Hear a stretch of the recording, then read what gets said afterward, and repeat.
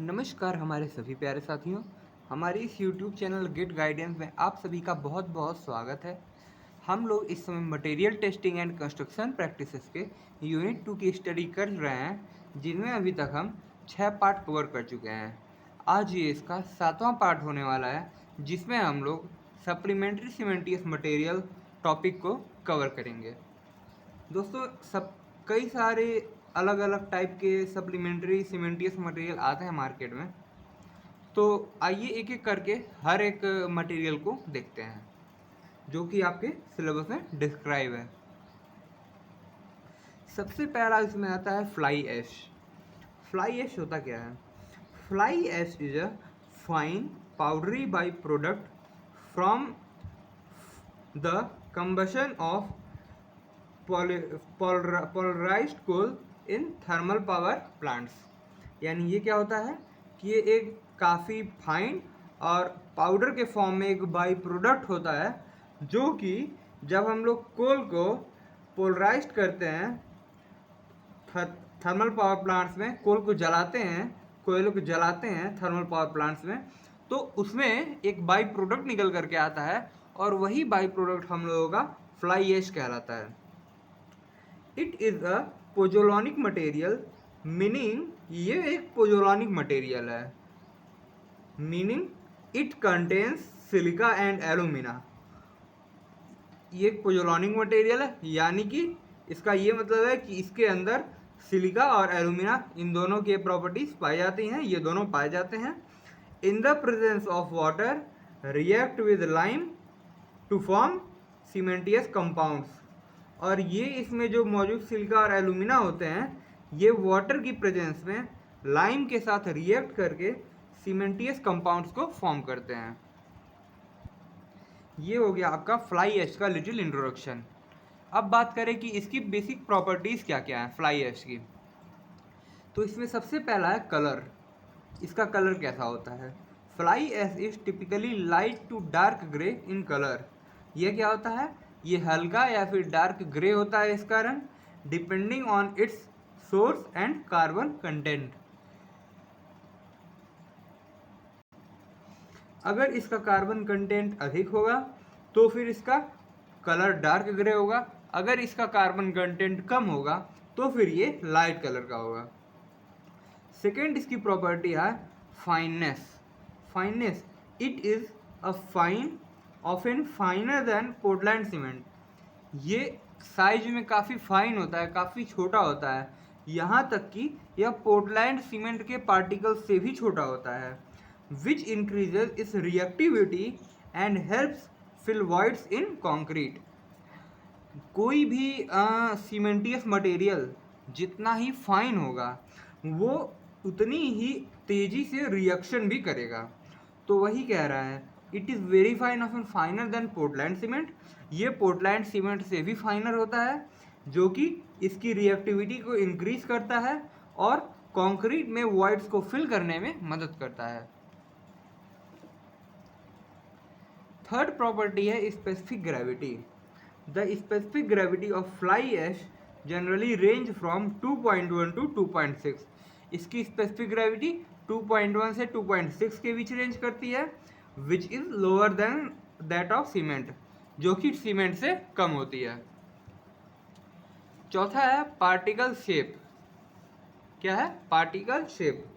Most particles are spherical in shape, improving workability and flow of concrete by acting like tiny ball bearings.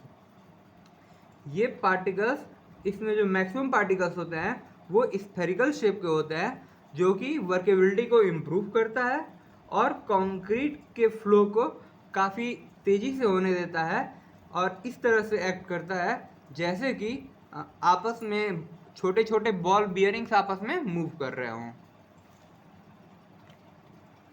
पांचवा इसका property है bulk density.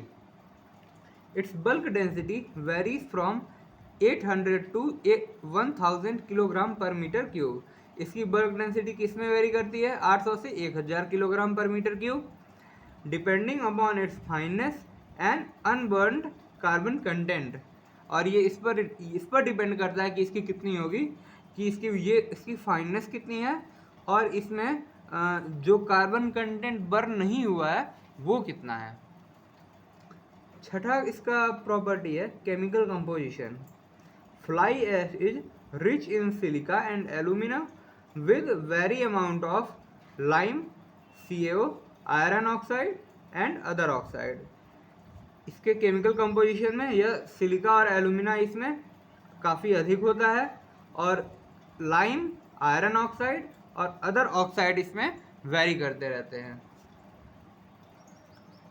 इसकी अगली property है pozzolanic activity. It exhibits pozzolanic properties meaning it reacts with calcium hydroxide in the presence of moisture to form additional cementitious compound। ये क्या होता है, इसमें पोजोलॉनिक प्रॉपर्टीज पाई जाती हैं, इसके वजह से यह कैल्शियम हाइड्रोक्साइड से रिएक्ट करता है मॉइस्चर के प्रेजेंस में, ताकि यह एडिशनल सीमेंटियस कंपाउंड को फॉर्म कर सके। आठवां प्रॉपर्टी है इसका setting time. It may slightly delay the setting time of concrete, especially at lower temperature or high replacement level। ये क्या करता है, ये कंक्रीट के सेटिंग टाइम को डिले कर देता है, और स्पेशली तब जब टेम्परेचर लो हो या फिर टेम्परेचर के रिप्लेसमेंट के लेवल्स में काफ़ी हाई वेरिएशन हो। अब बात करें कि फ्लाई ऐश कंक्रीट में किस प्रकार से स्ट्रेंथ में कंट्रीब्यूशन करता है। सबसे पहला है pozzolanic reaction. It reacts with calcium hydroxide which is release during cement hydration. यह कैल्शियम हाइड्रोक्साइड से रिएक्ट करता है जो कि सीमेंट के हाइड्रेशन में जनरेट होता है, forming additional calcium silicate hydrate gel, जो कि एक additionally calcium silicate hydrate gel CSH gel form करता है। And CSH is the main strength giving compound in concrete. और ये जो जेल फॉर्म करता है ये कंक्रीट में स्ट्रेंथ देने वाली एक काफ़ी मेन कंपाउंड होता है। एक चीज़ आपको इसमें ध्यान में रखना होगा कि आपको इसमें जितने भी सीमेंटियस मटेरियल बताए जाएंगे उन सभी में वो सभी सीमेंट से रिएक्ट करके CSH जेल को बनाएंगे। सेकेंड इसकी कंट्रीब्यूशन है improve long term strength. Initial strength gain is slower then normal concrete. इसकी सेटिंग टाइम स्टार्टिंग में इसकी सेटिंग टाइम स्लो होती है, इसकी वजह से काफ़ी धीरे धीरे इनिशियल स्ट्रेंथ गेन करता है, but strength gain development continues beyond 28 days leading to higher long term strength. लेकिन यह 28 दिन के बाद भी इसका स्ट्रेंथ गेन चलता रहता है, जिसकी वजह से यह लॉन्ग टर्म स्ट्रेंथ को अचीव करता है, लॉन्ग टर्म स्ट्रेंथ में काफ़ी अपना योगदान करता है। थर्ड है enhance durability. It enhance durability by reducing permeability. यह परमिएबिलिटी को रिड्यूस करके ड्यूराबिलिटी को इन्हेंस कर देता है। And pore size increases resistance to sulphate attack. और जो इसके पोर साइज होते हैं यह ड्यूराबिलिटी को इन्हेंस करता है परमिएबिलिटी और पोर साइज को रिड्यूस करके, और यह sulphate attack, alkali silica reaction और कोरोजन के प्रति रेजिस्टेंस प्रोवाइड करता है। जो चौथा है वो है improve workability. Spherical particle act like ball bearings makes easier to work with and reducing water demand. जो इसके स्फेरिकल पार्टिकल्स होते हैं वो बॉल बियरिंग की तरह एक्ट करते हैं, जो कि कंक्रीट के मिक्स को ईजियर बनाते हैं और इस पे आसानी से वर्क कर सकते हैं, और वाटर डिमांड को ये रिड्यूस कर देते हैं। पांचवा पॉइंट है reduce heat of hydration. It reduce heat of hydration, it means useful in mass concrete to prevent thermal cracking. जब हम लोग कंक्रीट की मास कंक्रीटिंग करते हैं तो उस समय काफ़ी हाई अमाउंट में हीट जनरेट होता है, जिसके वजह से उस समय क्रैक्स डेवलप हो सकते हैं।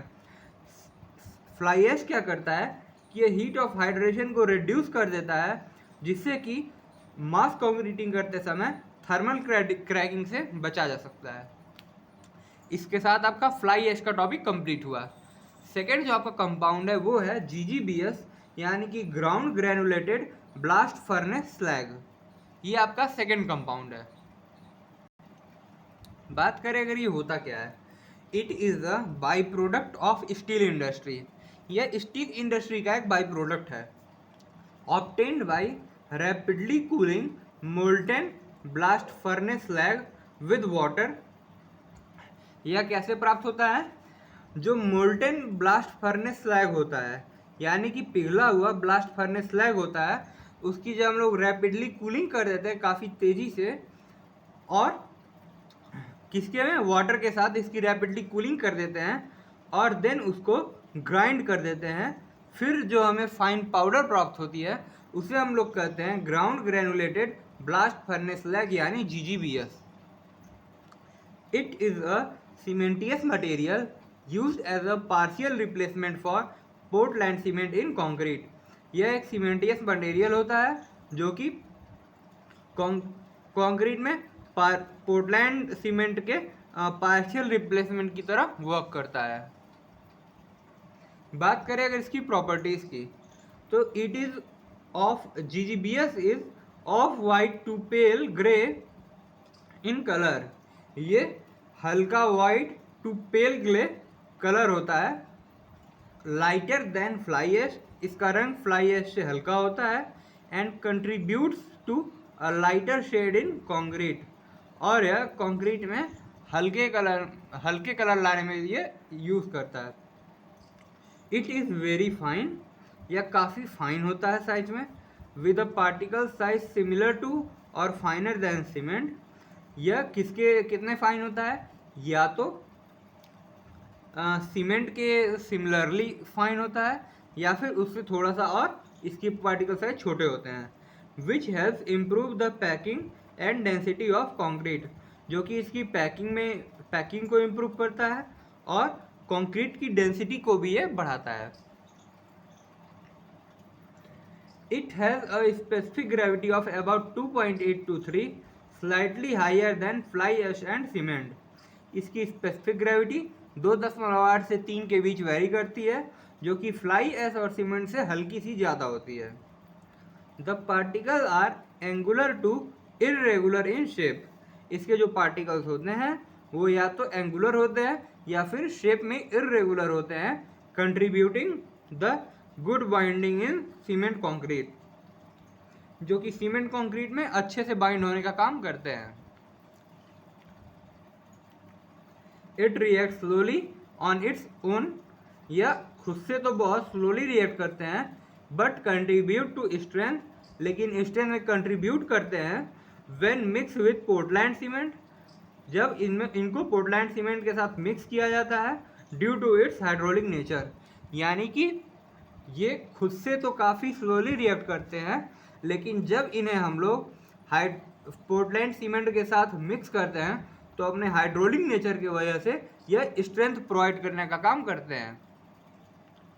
इट में increase the initial setting time of concrete, ये कॉन्क्रीट के इनिशियल सेटिंग टाइम को इंक्रीज कर सकते हैं, specially when used in high proportional, जब इन्हें काफ़ी हाई प्रोपोर्शनल में यूज किया जाएगा। बात करें अगर कि ये कॉन्क्रीट स्ट्रेंथ में किस प्रकार से कंट्रीब्यूशन करते हैं, GGBS contributes to concrete strength by forming additional calcium silicate hydrate gel। ये कंक्रीट को स्ट्रेंथ प्रोवाइड करते हैं एक एडिशनल CSH जेल को फॉर्म करते हुए। It improve long term strength and durability, यह कंक्रीट के लॉन्ग टर्म स्ट्रेंथ और ड्यूरेबिलिटी को इम्प्रूव करते हैं। It reduce heat of hydration, ये हीट ऑफ हाइड्रेशन को रिड्यूस करते हैं, minimising thermal cracks in mass concrete. Similarly fly ash की तरह यह मास कंक्रीटिंग करते समय थर्मल क्रैक्स को इम्प्रूव करते हैं, इसको प्रिवेंट करते हैं। GGBS also enhance resistance to chemical attack and refines pore structure of denser concrete। ये it enhance resistance to chemical attack, ये केमिकल अटैक के प्रति रेजिस्टेंस को इनहेंस करते हैं और डेंस कंक्रीट के पोर स्ट्रक्चर को रिफाइन करते हैं। तो अभी तक आपके दो आपके सप्लीमेंट्री सीमेंटियस मटेरियल कवर हो गए। जो आपका थर्ड है वो है सिलिका फ्यूम। ये भी काफ़ी इम्पॉर्टेंट है, आपके एग्जाम में आ सकता है। Silica fume is an ultra fine, ये काफ़ी अल्ट्रा फाइन होता है। नॉन क्रिस्टलाइन पाउडर, ये अल्ट्रा फाइन नॉन क्रिस्टलाइन, इसमें क्रिस्टल्स नहीं होते हैं, उस पाउडर फॉर्म में होता है। Composed mostly of amorphous silicon dioxide, इसमें मोस्टली एमॉर्फस सिलिकॉन डाइऑक्साइड होते हैं। Collected as a by product, ये बाई प्रोडक्ट के रूप में कलेक्ट होता है during the production of silicon और फेरो सिलिकॉन एलॉय इन इलेक्ट्रिक आर्क फर्नेस। जब हम लोग सिलिकॉन या फिर फेरो सिलिकॉन एलॉय को प्रोडक्शन करते हैं इलेक्ट्रिक आर्क फर्नेस में, तो उसके बाई प्रोडक्ट्स के रूप में सिलिका फ्यूम प्राप्त होता है। It highly reactive pozzolanic material, ये काफ़ी हाईली रिएक्टिव पोजोलॉनिक मटेरियल है।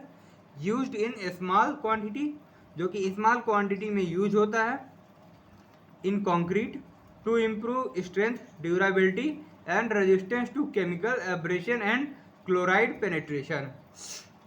ये काफ़ी हाईली रिएक्टिव पोजोलॉनिक मटेरियल है और ये काफ़ी स्मॉल अमाउंट में 5 से 10% कंक्रीट में यूज होता है, ताकि ये कंक्रीट के स्ट्रेंथ को इम्प्रूव कर सके, उसकी ड्यूरेबिलिटी को इम्प्रूव कर सके और केमिकल अटैक्स के प्रति रेजिस्टेंस को, एब्रेशन को इम्प्रूव कर सके और क्लोराइड पेनेट्रेशन को भी इम्प्रूव कर सके। बात करें अगर इसके प्रॉपर्टीज की, silica fume is extremely fine, ये काफ़ी ज़्यादा फाइन होता है। About 100 time smaller than cement particles, यानी कि सीमेंट पार्टिकल्स जितने छोटे होते हैं उसका भी 100 गुना छोटा इसके पार्टिकल्स होते हैं। With high surface area approx to 20,000 metre square per kilogram, यानी कि 1 किलो सिलिका फ्यूम में यह 20,000 मीटर स्क्वायर एरिया को कवर कर सकता है। मेकिंग इट हाईली रिएक्टिव, और ये इतनी ज़्यादा फाइन होने की वजह से इसको काफ़ी ज़्यादा ये हाईली रिएक्टिव हो जाता है। It is usually grey to dark grey in colour, ये जनरली ग्रे से डार्क ग्रे इन कलर होता है depending on its carbon content, इसके कार्बन कंटेंट पे डिपेंड करता है। Particles are spherical and amorphous non crystalline, ये स्फेरिकल होते हैं, स्फेरिकल इन शेप होते हैं, और एमॉर्फस होते हैं, यानी इनमें कोई क्रिस्टल्स नहीं होते हैं। हेल्पिंग टू फुल वॉइड्स, या वॉइड्स को फिल करने में मदद करते हैं। And improve packing in concrete, और कंक्रीट में पैकिंग को इम्प्रूव करते हैं।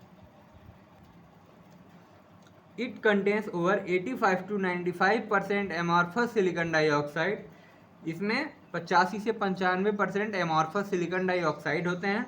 Which gives it strong pozzolanic properties, जो कि इसे स्ट्रॉन्ग पोजोलॉनिक प्रॉपर्टीज प्रोवाइड करती हैं।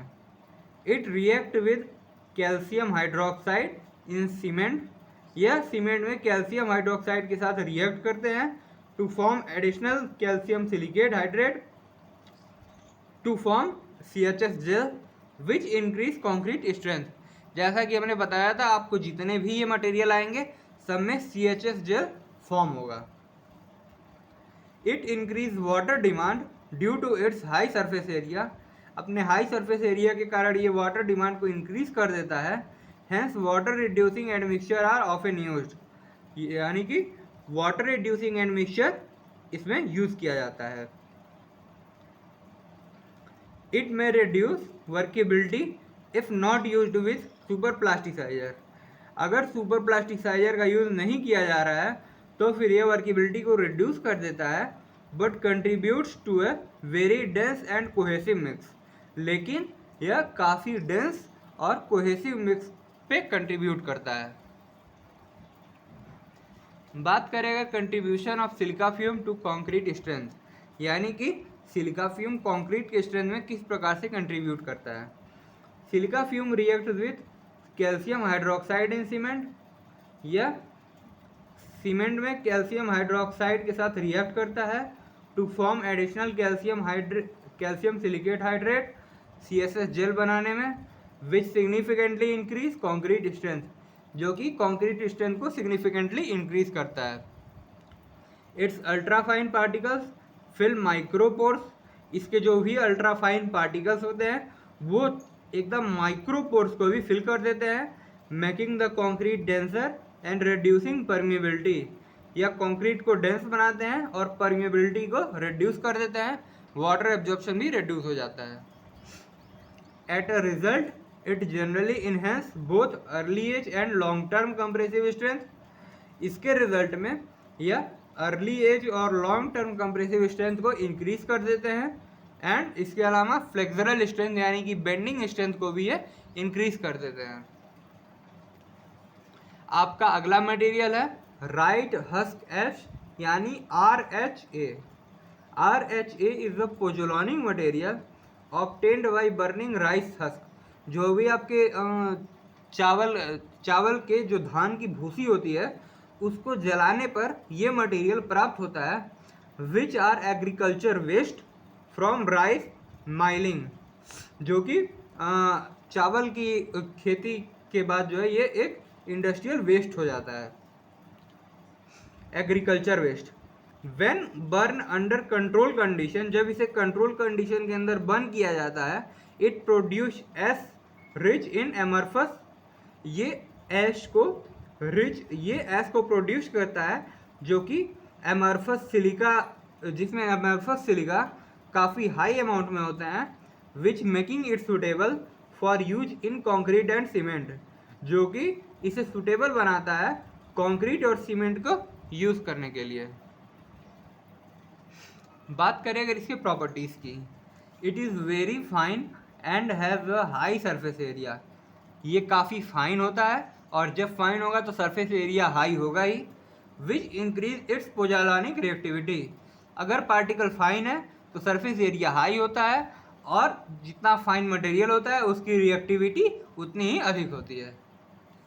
It appear light grey to black in colour, ये या तो लाइट ग्रे होता है या फिर ब्लैक इन कलर होता है, depending on the burning condition, burning condition पर यह डिपेंड करता है, एंड रेजिड्यूअल कार्बन कंटेंट, और इसमें कितना कार्बन कंटेंट रेजिड्यूअल है ये इस पर डिपेंड करता है। Specific gravity of RHA ranges between 2 to 2.3, इसकी स्पेसिफिक ग्रेविटी 2 से 2.3 के बीच रेंज करती है, slightly lower than that of cement, जो कि सीमेंट से हल्का सा कम होता है। It contains over 85% amorphous silica, इसमें लगभग 85% एमॉर्फस सिलिका होता है, making it highly suitable as a pozzolanic material in cement, जो कि इसे कंक्रीट में पोजोलॉनिक मटेरियल के रूप में काफ़ी सुटेबल बनाता है। It react with calcium hydroxide in cement, यह सीमेंट में कैल्शियम हाइड्रोक्साइड के साथ रिएक्ट करता है ताकि ये CHS जेल बना सके, विच इनहेंस इस स्ट्रेंथ, जो कि इसके स्ट्रेंथ को इनहेंस कर देता है। Due to its fine particles and high surface area, इसके काफ़ी फाइन पार्टिकल और काफ़ी हाई सरफेस एरिया होने के कारण it slightly increase water demand in cement concrete mix, इसके कारण यह कॉन्क्रीट मिक्स में वाटर डिमांड को थोड़ा सा इंक्रीज कर देता है। वर्केबिलिटी में reduce unless super plasticiser are used, अगर हम लोग वाटर डिमांड बढ़ाएंगे, अगर हम लोग वाटर डिमांड नहीं बढ़ाएंगे तो फिर यह वर्केबिलिटी को रिड्यूस कर देगा जब तक कि इसमें सुपर प्लास्टिसाइजर न मिलाया जाए, लेकिन ऐसा करने से जो मिक्स रहेगा वो काफ़ी ज़्यादा कोहेसिव और डेंस बन जाएगा। अगर बात करें कि यह सीमेंट कंक्रीट के स्ट्रेंथ है किस प्रकार से कंट्रीब्यूट करता है, it react with calcium hydroxide in form additional CSS gel increase strength, यह CSS जेल को एडिशनली बनाता है कैल्शियम हाइड्रोक्साइड से रिएक्ट करके, जिससे जो कि स्ट्रेंथ को इंक्रीज करता है। इट्स फाइन पार्टिकल फिल माइक्रोवाइड्स, इसके जो छोटे छोटे पार्टिकल्स होते हैं वो माइक्रोवाइड्स को फिल कर देते हैं, मेकिंग द कॉन्क्रीट डेंसर, जो कि कॉन्क्रीट को डेंस बना देते हैं। It enhance long term compressive and flexural strength, यह लॉन्ग टर्म कंप्रेसिव और फ्लेक्सुरल स्ट्रेंथ को इन्हेंस कर देता है। It improve durability bye reduce permeability and shrinkage, यह परमिएबिलिटी और श्रिंकेज को रिड्यूस करके इसकी ड्यूरेबिलिटी को इम्प्रूव कर देता है। बात करें अगर कैल्सिनेटेड ऐश की, ये आपका लास्ट मटेरियल है इस टॉपिक का। Calcine ash refers to ash often from agriculture और इंडस्ट्रियल सोर्सेस। ये ऐश को रेफर करता है जो कि एग्रीकल्चर या फिर इंडस्ट्रियल सोर्स से प्राप्त होता है। That has been thermally treated और बर्न एट हाई टेम्परेचर, जो कि थर्मली ट्रीट किया जाता है या फिर इसे काफ़ी हाई टेम्परेचर पर बर्न किया जाता है टू रिमूव वोलाटाइल कंपोनेंट्स, जो कि वोलाटाइल कंपोनेंट्स को रिमूव करने में मदद करता है and increase its pozzolanic activity, और इसके पोजोलॉनिक एक्टिविटी को इंक्रीज कर देता है। Calcination makes ash more effective, ये इसके ऐश को काफ़ी इफेक्टिव बना देता है as a cement replacement. Cement अगर हमें सीमेंट कम यूज़ करना हो तो कैल्सिनेटेड ऐश का हम लोग यूज कर सकते हैं, और एडिटिव इन कंस्ट्रक्शन मटेरियल, या फिर एक एडिटिव के रूप में इसका यूज किया जाता है कंस्ट्रक्शन मटेरियल्स में। अगर बात करें इसके प्रॉपर्टीज़ की, कैल्साइन ऐश कंटेन्स एमॉर्फस सिलिका और एलुमिना। इसमें एमॉर्फस सिलिका और एलुमिना होते हैं जो कि इसे काफ़ी हाईली पोजोलॉनिक बना देते हैं, यानी कि इसमें सिलिका ये काफ़ी सीमेंटियस प्रॉपर्टीज में होगी। इट इज़ फाइनली ग्राउंड, ये काफ़ी जो है छोटे छोटे फाइन टुकड़ों में जो है इसकी ग्राइंडिंग की जाती है। हेल्प इट फिल वॉइड्स, जो कि वॉइड्स को फिल करने में हेल्प करते हैं और कंक्रीट की डेंसिटी को इम्प्रूव करते हैं। The colour depend upon the source material, इसमें जो कलर आता है वो सोर्स मटेरियल के ऊपर डिपेंड करता है। एंड टेम्परेचर ऑफ कैल्सिनेशन, और कैल्सिनेशन के टेम्परेचर पर भी डिपेंड करता है। Calcination removes most of the unburned carbon, यह most of the unburned carbon को रिमूव कर देता है और जो कि कंक्रीट के एफिशिएंसी को बढ़ा देता है। The thermal process increase surface area, इसके जो भी थर्मल प्रोसेस किया जाता है वो सरफेस एरिया को इंक्रीज कर देता है और सीमेंट के साथ रिएक्टिविटी को यह इन्हेंस कर देता है। बात करें अगर कि ये किस प्रकार से सीमेंट कंक्रीट के स्ट्रेंथ में कंट्रीब्यूट करता है। It react with calcium hydroxide to form additional CSS gel enhance strength.